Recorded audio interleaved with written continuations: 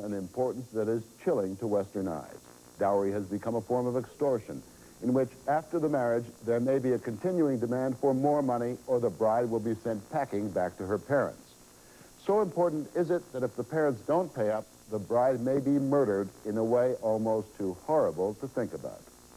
In the capital city of India, a woman is burned to death every 12 hours. Her name is Rita Carrot. She is one of a handful of people trying to do the impossible in India. So is this woman, and so are these young street theater actors. They are not trying to provide something as luxurious as an equal rights amendment or end harassment in the workplace. They do not contemplate the sex of God or whether women should be called Miss or Ms. Their work is more elemental. They are trying to stop this. These women were burned to death, murdered, doused with kerosene and set alight by their husbands and in-laws, or driven to do it to themselves. It is all over money, dowry money. Dowry was banned in India 20 years ago, but the law is totally ineffective. In India, the India of Indira Gandhi, the whole awful system angered her, but she was powerless to do anything about it. To be a woman in India is to be cursed. Generally speaking, they are something less than slaves, property of no worth other than what they can cook or fetch or carry, or what they can bring as dowry to a marriage. How much the future bride will bring to the bridegroom in cash or goods, and not just to the future husband, but a refrigerator, say, for a mother-in-law, a motor scooter for a brother-in-law. It pervades all the castes and classes of Indian life. The world's largest democracy is thus tainted, and all the well-meaning legislation withers in the presence of this deeply rooted tradition. Most any night of the week, there's a crowd gathered in front of number 28 Padam Singh Road in New Delhi. It is the home and office of Professor Aurora, marriage broker. You will find very few potential brides or bridegrooms here. These are parents trying to make the best catch they can. Most marriages in India are arranged this way. In some cases, the first time the couple actually meets is on their wedding day. Boys in India are the children devoutly to be wished for. From birth to first haircut through school, each age of manhood is celebrated, and none more than his wedding day. He is a Maharaja for the occasion, no matter how poor the family. Elephants are hired, the ancient symbol of good fortune. The rented bands strike up, there are days of drinking. And most of all, the design of weddings is for the groom to arrive late, 4 or 5 hours late, to keep the bride's father waiting and anxious, a foretaste of the punishment to be offered to his little girl before too long. But girls are to be got rid of at almost any price. Whether or not she is trembling with fear, it is important for her to look that way, to look humble in the eyes of her in-laws, whether peasant or secretary, doctor or engineer. The groom's procession grinds slowly on. He will often stop short of the threshold of the wedding tent to raise the dowry further, to prove his manhood. Remember, this is not some rustic outback. It is the heart of the capital of India. There are a lot of weddings every day in New Delhi. We're not sure how many. We are sure that at least twice a day, a recently married young woman is burned to death. An earnest group of young actors in Delhi take to the streets, a morality play that everyone understands, a public display of so many private tragedies. The wedding day, the arrogant groom, the properly humble bride, a last-minute hitch, a demand for further dowry.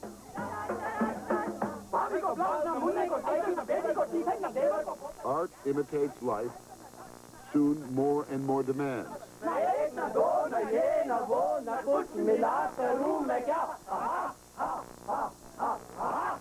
The colored ribbons of fire follow on, and then death.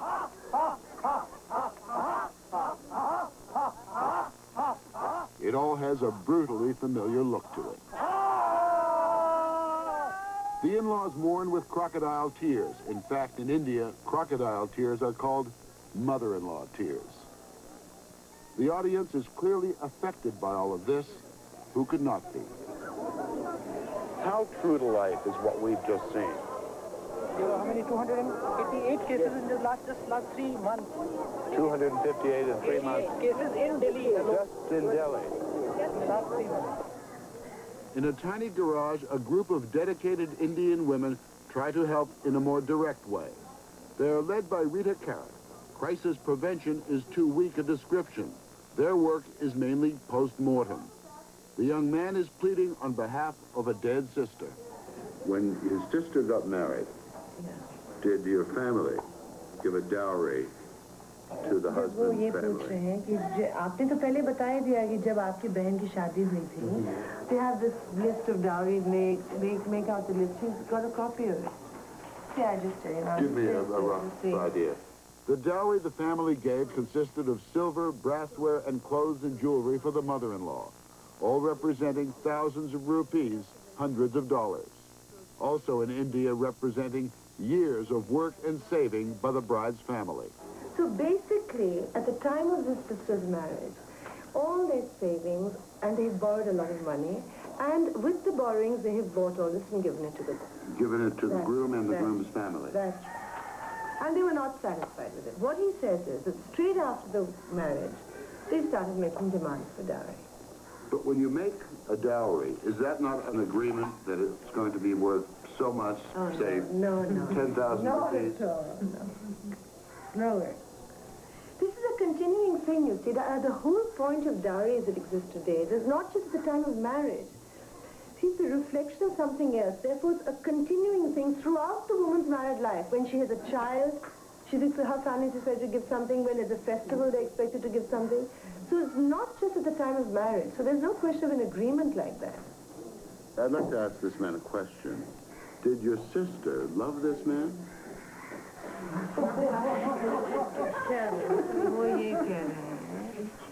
In the first stage, there's no question of love. It's an arranged marriage, and the girl goes to the family and tries to adjust. And, sometimes it works out, sometimes it doesn't. Why did all these What sophisticated women who are behind us here laugh when I asked that question?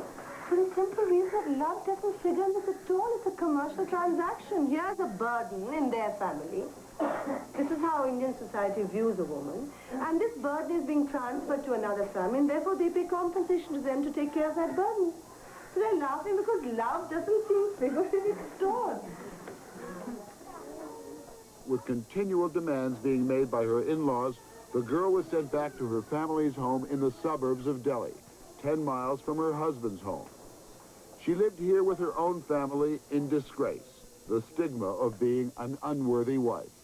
When the girl's father died, leaving her brother the only breadwinner, he managed to get the in-laws to take her back, saying he would somehow work things out. He had to raise 10,000 rupees, which he did. And he gave it to them. And then within a week of that, they came back and said, we want 5,000 rupees more. It's not enough. Did he raise that 5,000, that extra 5,000? He said, I can't do it. You couldn't do it. And within a week, his sister was dead. And in a week she was dead. What happened?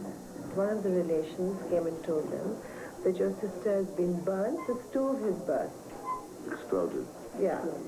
Now, he says, I've seen his letter, it's in one of these files, that the in-laws killed her, That's along right. with the husband, That's poured kerosene over her and That's right. lit it. That's right. How does he know it wasn't an explosion of the stove? How do you know? वो ये पूछ रहे हैं. After you have the story, don't you think? I mean, can you believe it's an explosion? It seems very unlikely. Well, then that's exactly it. You see, the conflicting evidence here is, one, the family say the stove burst. The police, on the other hand, have registered a case of abetment to suicide. Abetment to suicide, in other But language, is listen, murder, though. exactly, but not according to the law. You have to go by the niceties of the law, not by what you and I know is a reality.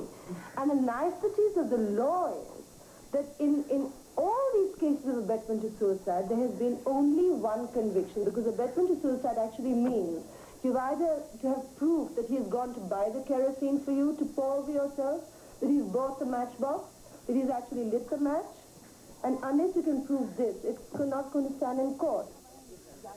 Kerosene fuels the cooking fires of India is easily available. Kitchen fires are common. Murder by fire is relatively easy to cover up. The burnings take place indoors. Rarely are there outside witnesses. Murder is near impossible to prove. If the crime is even reported, the verdict is usually death by accident or suicide. In a dusty village just outside of Delhi, two parents grieved. Their daughter, named Rajbala, was murdered, set on fire by the girl's in-laws and her husband. She was only 20. These old parents could just not meet the demands for more dowry. But they grieve for more than the loss of a daughter. This story is more horrible than that. She was apparently burnt alive, taken to the cremation ground straight and burnt. And they're not sure. It wasn't even made to look like an accident? No, what they did was they apparently just hoped to tell the people that she had died. But they had actually either given her something to make her unconscious, and they just took her to the cremation ground. She and a 2-month-old daughter were together burnt.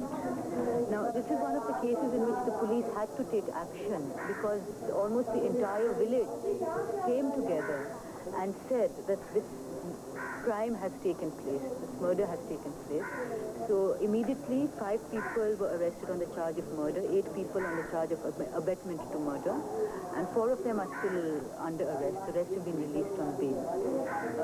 She's been married to this man for about 5 years. He's in the police, Delhi police. But they also murdered a little baby.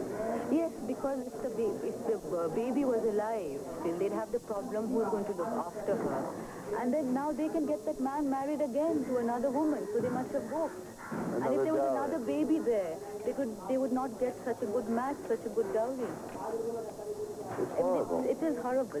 That is the situation today, that women really have no value. The law in India prohibits dowries, and it prohibits assault and murder too. But in a democracy as unwieldy as India, custom and the passion for money overwhelms the law at every turn. An awful irony in a nation led by a woman. The daily burnings of a few underline the status of the millions, who, regardless of caste, as the young counselor said, have no value. The majority are caught up in tidal forces that will not change. Giggling, impudent, so alive at 10 or 12, they have only a deadening future to face. Oppression, abuse, and for a few, something worse.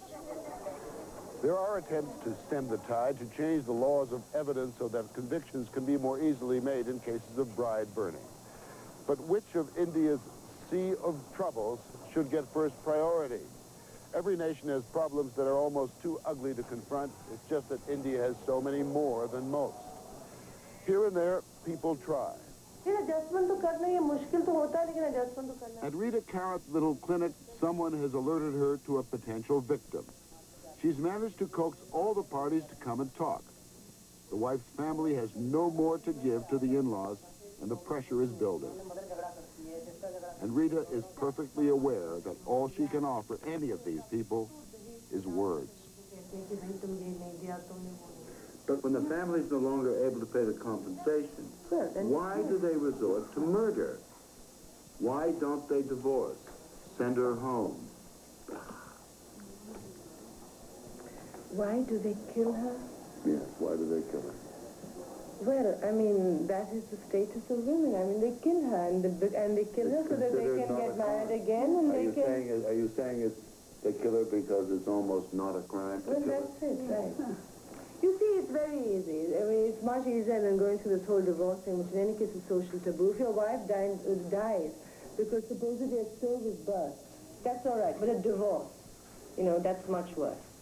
So the point is that now, because of the way the cases have been going, and because of the fact that there are very few convictions, a man can pour kerosene on his wife and kill her, and there are going to be no witnesses, and the law is such that he can get away with it. And that's what they're doing. They're just getting away with it. They're getting away with it. They're getting married again, and they're getting a dowry again. So why should they go into the legal thing of getting a divorce and leaving her and so on? They would have to pay maintenance if they divorced her. They don't want to do that. It's much easier to buy a tin of kerosene. And what about the government? Why no comment? Well, democratic India still maintains certain controls over visiting reporters, and permission to film this story was not granted. We had to do it clandestinely. Official India is very sensitive about showing its sores to outsiders, very touchy about being seen to have one foot in the space age while still existing in part in the Middle Ages. No doubt, a protest will follow this broadcast.